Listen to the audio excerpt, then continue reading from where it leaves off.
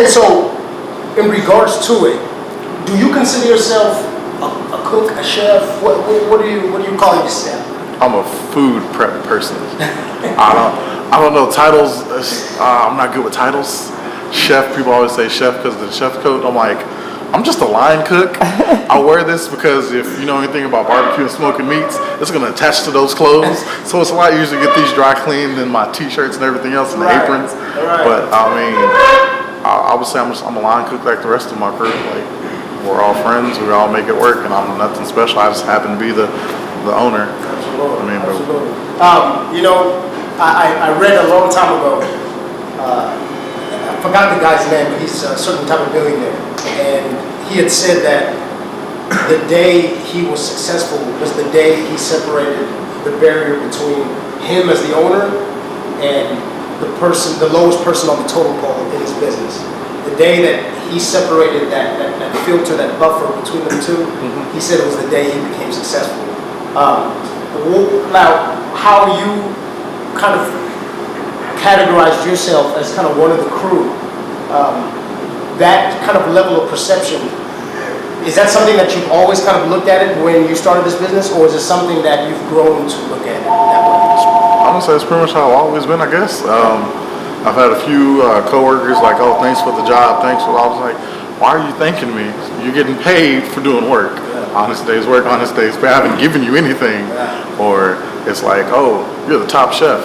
I got a couple of cooks that are better than me. I'm just good at this specific thing, and without them, I'd be in the business by myself again. I realized that we're a team or a flock, whatever you want to call it, but I'm not special. Just good at what I do. But so is Mars, Panda, Chelsea, our GM, Kat. I actually got Kat from another barbecue place. She knows 10 times more about barbecue than I do. I'm still learning stuff from her. So walking around with ego's not going to get anything done. I'm good. I'm just cooking. And it's like I really appreciate an owner saying they're learning from one of their employees. Like that Definitely. really says a lot. That's dope. Oh, bro, she has 40 years in the game. This is year 2 for me. So someone call them straight up. No, that's real, bro. Now, was there a person? Was there an event? Was there a thing that inspired you to take it to this level in regards to cooking and business?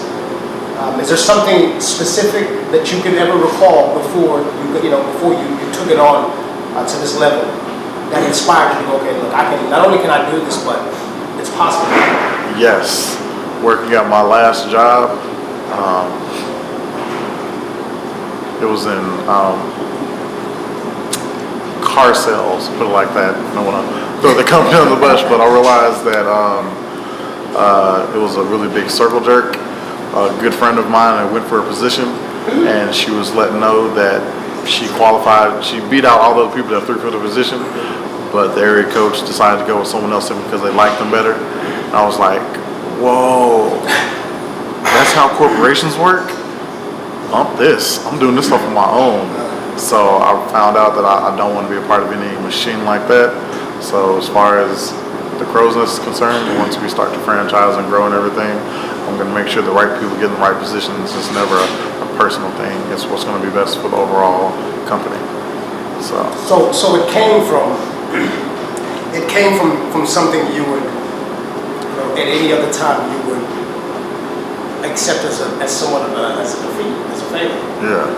That's fair to say, right? Easily, yeah, because it just didn't fit with my core values. Well, I mean, look, instead of just saying, fuck you guys, I'm out of here, and fuck everybody else, fuck the world, why did you say, what made you go, I'm gonna go grab an LLC, I'm gonna go find cooking equipment, I'm gonna go find, what? Because I want to show people, I want to show the world that you don't have to, what's the word I'm looking for? I'm looking for a clean word. You don't have to bend over. You don't got to kiss somebody's ass to talk to them. You don't have to. That's why I let people know whenever we do interviews and stuff here, you probably can't take anything you learn here and take it to another job because you're going to get to be yourself here. But we're also going to be professional. But I'm not going to require you to kiss my ass to talk to me. You don't got to lick my boots to be in here. You don't got to. I don't even let people up here call me boss and stuff. Like I have a coworker, Kat. She does it all the time just to mess with me. But hey, boss, or hey, you should act the same, because if you're doing what you're supposed to do. You have nothing to worry about. And I don't walk around with the ego or a chip on my shoulder like, do this because I said so. Is your job done? Cool, get you a smoke break. I mean, you've done good if you've done your job. So, yeah. That's what's up. That's what's up. You know, I've heard, you know, it's like we do know some of the same mutual people, but then what's, you know, for me, what made it imperative for me to get this interview going as soon as possible is because I started hearing from people that I don't necessarily, we have a mutual friendship. And what I've been hearing the most of is the community service and events that you've been hosting.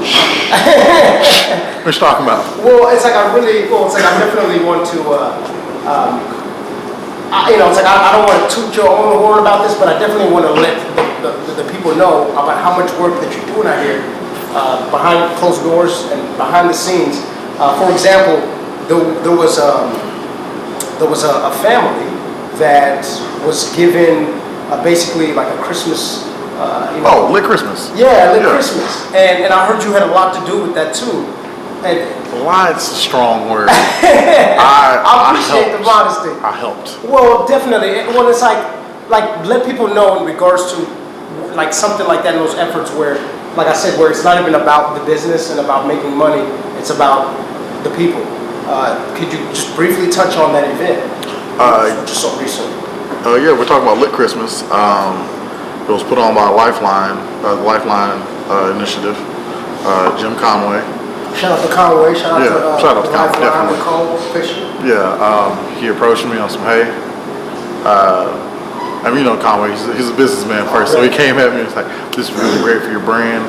This is not help you grow. I was like, bump the brand, bro. That sounds dope. That sounds like something I really want to get behind. If we can give back to the community, give back to families so they have a legit Christmas, I'm down for that. So it went from being a business meeting to how I can help. And I mean, I've done a couple of things with Conway. He's never come out with me with any kind of BS, anything that would hurt me, and it's always been about giving back. And like my grandma used to say, if one can have, all can have. And if I can help people get to that level of just comfort, like I'm trying to get to, I'm behind it.